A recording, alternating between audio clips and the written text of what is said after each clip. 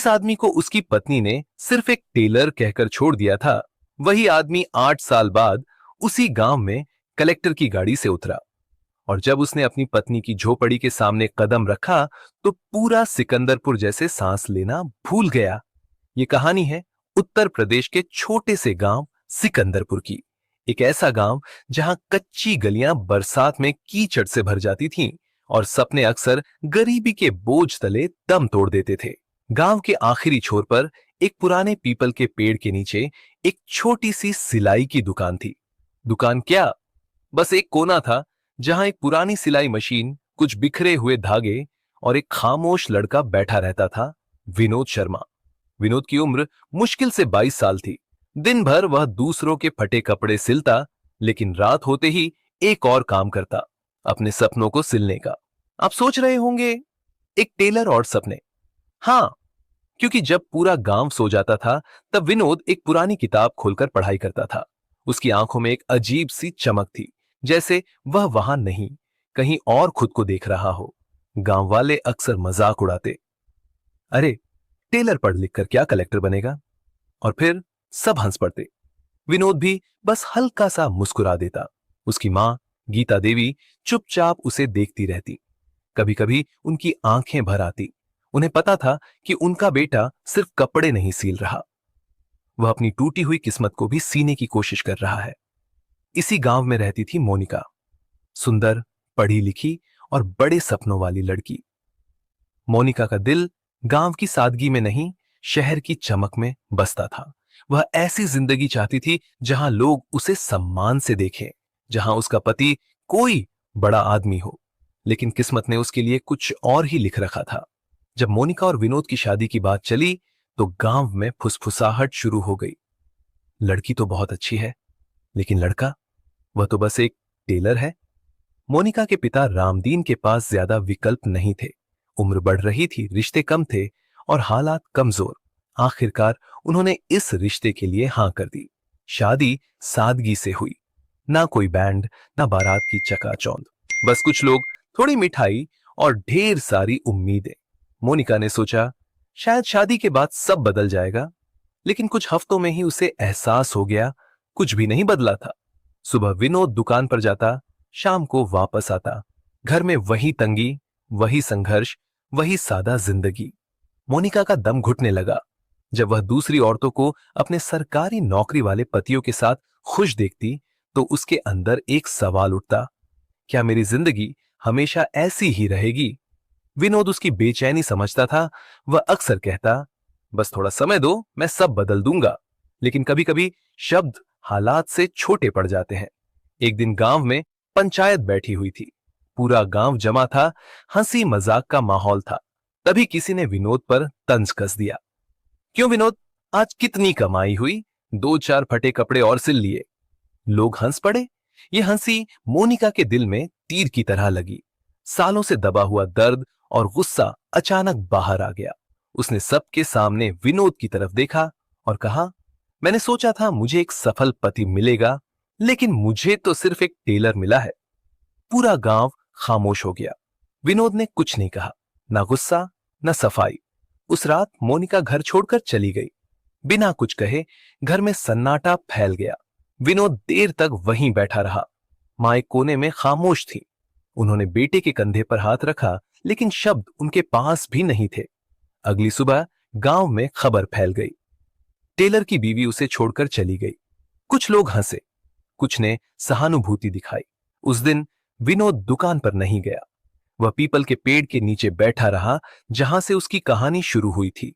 सूरज ढल रहा था और पहली बार उसकी आंखों से आंसू बह निकले। उस रात विनोद बहुत रोया। अगली सुबह जब गांव जागा, विनोद गायब था। न वह दुकान पर था, न घर पर। बस मेज पर एक छोटा सा कागज रखा था जिस पर लिखा था, मां मुझे माफ करना, जब तक कुछ बन नहीं जाता वापस नहीं आऊंगा। गीता देवी ने कांपते हाथों से वह कागज उठाया और अपने सीने से लगा लिया। शब्द बहुत छोटे थे, लेकिन उनका मतलब बहुत बड़ा था। उन्हें समझ आ गया, आज उनका बेटा घर छोड़कर भागा नहीं है, बल्कि अपनी किस्मत से लड़ने निकला है। एक मां होने के नाते उनके दिल में दर्द भी था और गर्व भी। उन्होंने आसमान की तरफ देखा, जैसे चुपचाप दुआ कर रही हो, दुनिया को दिखा दो कि तुम कौन हो। उधर मोनिका अपने मायके में थी। उसे यकीन था कि विनोद जल्द ही उसे मनाने आएगा, शायद रोएगा, माफी मांगेगा, उसे वापस लाने की कोशिश करेगा। लेकिन दिन बीत गए, ना कोई फोन, ना कोई संदेश, ना कोई खबर। धीरे धीरे उसकी बेचैनी गुस्से में बदल गई। क्या उसे फर्क भी नहीं पड़ा? उसने खुद से पूछा। कुछ ही हफ्तों में पंचायत में तलाक की बात उठी। सबकी नजरें मोनिका पर थीं। यह उसका आखिरी फैसला था। उसके पिता रामदीन ने आखिरी बार समझाया, बेटी, वो गरीब है, लेकिन दिल का बुरा नहीं है। जिंदगी पैसे से नहीं, इंसानियत से चलती है। मोनिका ने बिना सोचे जवाब दिया, बाबूजी, मुझे गरीबी से डर लगता है। मैं पूरी जिंदगी ऐसे नहीं जी सकती। और बस एक दस्तखत ने सब खत्म कर दिया। रिश्ता कागज पर खत्म हुआ, लेकिन उसके निशान दोनों की जिंदगी में हमेशा के लिए रह गए, हमेशा के लिए रह गए। उधर विनोद प्रयागराज पहुंच चुका था, एक अनजान शहर जहां हजारों चेहरे थे, लेकिन कोई उसे पहचानने वाला नहीं। पहले ही दिन उसे समझ आ गया, यहां सपनों की कीमत पसीने से चुकानी पड़ती है। दिन में वह मजदूरी करता, ईंटें उठाते उठाते हाथों में छाले पड़ जाते, और रात को वह एक सस्ती धर्मशाला के कोने में बैठकर पढ़ाई करता। कभी कभी लोग उससे पूछते, इतनी मेहनत क्यों कर रहे हो, क्या मिलेगा इससे? विनोद शांत स्वर में जवाब देता, अब मेरे पास हारने का कोई विकल्प नहीं है। यह सिर्फ एक जवाब नहीं था, यह उसकी जिद थी। कई रातें ऐसी आईं जब उसे भूखा सोना पड़ा। कई दिन ऐसे भी आए जब मजदूरी नहीं मिली। एक बार तो तेज बुखार में पूरी रात कांपता रहा। जेब में इतने पैसे भी नहीं थे कि दवा खरीद सके। उस रात उसे मोनिका की वह बात याद आई, मुझे तो सिर्फ एक टेलर मिला है। वह वाक्य उसके दिल में आग की तरह जल उठा। लेकिन इस बार वह आग उसे जलाने के लिए नहीं, बल्कि आगे बढ़ाने के लिए थी। कभी कभी किसी का अपमान ही आपकी सबसे बड़ी ताकत बन जाता है। एक दिन मजदूरी करते हुए वह एक सरकारी दफ्तर के बाहर काम कर रहा था।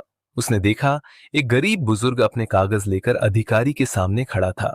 उसके सारे दस्तावेज सही थे, फिर भी अधिकारी उसे डांट रहा था। बुजुर्ग की आंखों में बेबसी थी। वह बार बार कह रहा था, साहब, मैंने सब सही किया है, लेकिन उसकी आवाज कोई नहीं सुन रहा था। विनोद यह सब चुपचाप देखता रहा। उस दिन उसके अंदर एक नया विचार पैदा हुआ। उसने खुद से पूछा, अगर सिस्टम गरीबों को दबाता है, तो क्यों ना मैं खुद सिस्टम का हिस्सा बन जाऊं? यही वह दिन था जब पहली बार उसने सिविल सेवा परीक्षा के बारे में गंभीरता से सोचा। उसने अपनी किताब खोली और पढ़ना शुरू कर दिया। पहला प्रयास असफल, दूसरा प्रयास उससे भी बुरा, तीसरे प्रयास तक उसके पास पैसे खत्म हो गए। उसे अपनी किताबें तक गिरवी रखनी पड़ी। सोचिए, एक इंसान जिसके पास किताबें ही उसकी सबसे बड़ी पूंजी हो और उसे वही बेचनी पड़ जाए। लेकिन विनोद नहीं रुका, क्योंकि अब यह सिर्फ एक सपना नहीं था, यह उसकी पहचान की लड़ाई बन चुकी थी। इसी बीच एक खबर ने उसे अंदर से तोड़ दिया। उसकी मां गीता देवी अब इस दुनिया में नहीं रही। विनोद स्टेशन के प्लेटफॉर्म पर घंटों बैठा रहा। आंखों में आंसू नहीं थे। कभी कभी दर्द इतना गहरा होता है कि आंसू भी साथ छोड़ देते हैं। वह अपनी मां का अंतिम दर्शन भी नहीं कर पाया। उस दिन उसने आसमान की तरफ देखा और धीरे से कहा, मां, अब मैं पीछे नहीं हटूंगा। साल गुजरते गए। संघर्ष ने उसे कमजोर नहीं बल्कि मजबूत बना दिया। और फिर वह दिन आया। 8वें साल का रिजल्ट घोषित हुआ। लाखों नामों के बीच एक नाम चमक रहा था, विनोद शर्मा, वही लड़का जिसे लोग सिर्फ टेलर कहते थे। जब उसे नियुक्ति पत्र मिला तो वह सबसे पहले अपनी मां की तस्वीर के पास गया, कागज को तस्वीर के सामने रखा और धीरे से कहा, मां, मैं बन गया। उधर सिकंदरपुर गांव में किसी को इस बात की खबर तक नहीं थी। जिस लड़के का मजाक उड़ाया गया था, वह अब जिले का सबसे बड़ा अधिकारी बन चुका था। समय चुपचाप अपना खेल खेल चुका था, क्योंकि विनोद की पहली पोस्टिंग वहीं हुई जहां उसकी कहानी शुरू हुई थी। प्रतापगढ़ जिला, वही मिट्टी, वही लोग, वही गलियां। लेकिन इस बार एक फर्क था। अब उसके नाम के आगे लिखा था, जिला कलेक्टर विनोद शर्मा। जिस हाथ ने कभी फटे कपड़े सिले थे, आज वही हाथ सरकारी फाइलों पर फैसले लिख रहा था। जिस इंसान को कभी पंचायत में बोलने का अधिकार नहीं था, आज उसकी एक आवाज पर पूरा सिस्टम चल सकता था। पहले दिन जब विनोद कलेक्टर ऑफिस पहुंचा तो कोई दिखावा नहीं था। वह चुपचाप गाड़ी से उतरा, फिर बिना कुछ कहे अपने कमरे में चला गया। बाहर अधिकारी खड़े थे, कर्मचारी खड़े थे, लेकिन विनोद के चेहरे पर कोई भाव नहीं था। शायद वह जानता था ये जीत दुनिया को दिखाने के लिए नहीं, बल्कि खुद से किए गए वादे को निभाने के लिए थी। उस शाम उसने जिले की पहली रिपोर्ट मंगवाई, क्योंकि अब वह सिर्फ विनोद नहीं था, वह उन लाखों गरीब लोगों की उम्मीद था जिन्हें आज भी कोई सुनने वाला चाहिए। कलेक्टर ऑफिस की मेज पर फाइलों का ढेर लगा हुआ था। हर फाइल अपने अंदर किसी की समस्या, किसी की शिकायत और किसी की मजबूरी छुपाए बैठी थी। विनोद एक एक पन्ना ध्यान से पढ़ रहा था। अब वह सिर्फ एक अधिकारी नहीं था, वह जानता था कि हर फैसला किसी की जिंदगी बदल सकता है। तभी एक फाइल पर उसकी नजर ठहर गई। शीर्षक लिखा था, नहर किनारे बने अवैध कब्जों पर तुरंत कार्रवाई आवश्यक। वह पन्ने पलटता गया और अचानक उसकी उंगलियां रुक गई। नाम था सिकंदरपुर, उसका अपना गांव, वही मिट्टी, वही गलियां, वही पीपल का पेड़ जिसके नीचे कभी वह अपनी सिलाई मशीन लेकर बैठता था। एक पल के लिए वह फिर से वही 22 साल का लड़का बन गया, जिसके पास सपने तो थे लेकिन पहचान नहीं। रिपोर्ट में साफ लिखा था, नहर किनारे बनी झोपड़ियों को हटाना जरूरी है। विनोद ने फाइल धीरे से बंद कर दी। वह कुर्सी से उठा, खिड़की के पास जाकर खड़ा हो गया। कुछ देर बाद उसने शांत स्वर में कहा, कल सिकंदरपुर चलेंगे। देर बाद उसने शांत स्वर में कहा, कल सिकंदरपुर चलेंगे। उधर सिकंदरपुर में जिंदगी ने एक अलग ही करवट ले ली थी। वही मोनिका, जिसे कभी अपनी पसंद पर पूरा भरोसा था, आज आईने में खुद को पहचान नहीं पाती थी। कभी उसने सोचा था कि पैसा, बड़ा घर और समाज में ऊंचा रुतबा यही असली खुशी है, लेकिन क्या सच में ऐसा होता है? क्योंकि जिंदगी अक्सर हमें वही सिखाती है जिसे हम समझना नहीं चाहते। विनोद से अलग होने के कुछ महीनों बाद मोनिका ने दूसरी शादी कर ली थी। लड़के का नाम था अजय सिंह। पहली नजर में अजय बिल्कुल वैसा ही था जैसा मोनिका ने हमेशा चाहा था। शहर में घर, अच्छा पहनावा, लोगों में पहचान। शादी के शुरुआती दिनों में सब कुछ किसी सपने जैसा लग रहा था। मोनिका ने सोचा, अब मेरी जिंदगी वैसी ही होगी जैसी मैंने चाही थी। लेकिन हर चमक सोना नहीं होती। धीरे धीरे अजय का असली चेहरा सामने आने लगा। वह शराब पीने लगा, छोटी छोटी बातों पर गुस्सा करता, कभी कभी हाथ भी उठा देता। मोनिका को समझ नहीं आता, क्या यही वह जिंदगी थी जिसके लिए उसने सब कुछ छोड़ा था? समय के साथ हालात और बिगड़ते गए। घर का सामान बिकने लगा, पहले गहने, फिर जमीन और आखिर में घर भी। एक रात अजय घर से निकला और फिर कभी वापस नहीं आया। ना कोई फोन, ना कोई खबर। अब मोनिका बिल्कुल अकेली थी। जब उसने अपने मायके का दरवाजा खटखटाया तो वहां भी उसे अपनापन नहीं मिला। आखिरकार मजबूरी ने उसे वहीं ला खड़ा किया जहां से वह भागना चाहती थी, सिकंदरपुर। लेकिन इस बार वह एक दुल्हन बनकर नहीं, बल्कि एक बेघर औरत बनकर लौटी थी। नहर के किनारे बनी एक छोटी सी झोपड़ी अब उसका घर थी। जहां कभी वह सम्मान के सपने देखती थी, वहां अब 2 वक्त की रोटी ही उसकी सबसे बड़ी जरूरत बन गई थी। एक दिन अचानक गांव में खबर फैल गई, कलेक्टर साहब आने वाले हैं। ये सुनते ही पूरे गांव में बेचैनी फैल गई, खासकर उन लोगों में जिनकी झोपड़ियां नहर के किनारे बनी थीं। सबको डर था, अब बुलडोजर आएगा और सब खत्म हो जाएगा। मोनिका ने भी यह खबर सुनी, उसके हाथ कांपने लगे। उसने अपनी झोपड़ी की दीवारों को देखा जो मुश्किल से खड़ी थी और खुद से पूछा, अगर यह भी छिन गया तो मैं कहां जाऊंगी? उस रात उसे नींद नहीं आई। बार बार अतीत उसके सामने आ खड़ा हुआ, विनोद का चेहरा, उसकी खामोशी, उसका धैर्य। एक पल के लिए उसके मन में ख्याल आया, अगर मैंने उसे नहीं छोड़ा होता तो क्या आज मेरी जिंदगी अलग होती? लेकिन फिर उसने खुद को समझाया, नहीं, वह तो सिर्फ एक टेलर था। अगली सुबह गांव की तरफ सरकारी गाड़ियों का काफिला बढ़ने लगा। लोग अपने अपने घरों से बाहर निकल आए। हर कोई सड़क के किनारे खड़ा था। सबकी नजर उस पहली गाड़ी पर थी। गाड़ी धीरे धीरे आकर रुकी। ड्राइवर बाहर निकला और पीछे का दरवाजा खोला। एक आदमी बाहर आया। सफेद सादी शर्ट, सीधा व्यक्तित्व और चेहरे पर वही शांत गंभीरता। लेकिन अब उसके साथ एक नई पहचान जुड़ चुकी थी। पूरा गांव देखते रह गया। मोनिका के हाथ से पानी का लोटा गिरकर जमीन पर बिखर गया। उसकी सांसें तेज हो गई, क्योंकि वह चेहरा उसके लिए अनजान नहीं था। वह विनोद था, वही आदमी जिसे उसने कभी सबके सामने सिर्फ एक टेलर कहा था। फर्क सिर्फ इतना था, अब वह टेलर नहीं, जिला कलेक्टर विनोद शर्मा था। भीड़ में से किसी ने धीमे से फुसफुसाया, अरे ये तो वही है, टेलर वाला विनोद। यह आवाज हवा में तैरती हुई मोनिका के कानों तक पहुंची। उसका दिल जोर जोर से धड़कने लगा, पैर जैसे जमीन में धंस गए हों। वह अपनी झोपड़ी के बाहर खड़ी थी, लेकिन चाहकर भी कहीं छुप नहीं सकती थी। विनोद की नजर भी उस पर पड़ी, बस एक पल के लिए। ना कोई हैरानी, ना गुस्सा, ना ताना। फिर वह बिना रुके आगे बढ़ गया। सरकारी अधिकारी तुरंत सक्रिय हो गए। फाइलें खुलने लगी। सिपाही इधर उधर खड़े हो गए। थोड़ा दूर बुलडोजर भी तैयार खड़ा था, जैसे बस एक आदेश का इंतजार कर रहा हो। पूरा गांव अपनी सांसें रोके खड़ा था। यह सिर्फ झोपड़ियों का फैसला नहीं था, ये कई जिंदगियों का फैसला था। विनोद ने धीरे धीरे चारों तरफ देखा। वही मिट्टी, वही लोग, वही जगह जहां कभी उसे सिर्फ एक टेलर कहा गया था।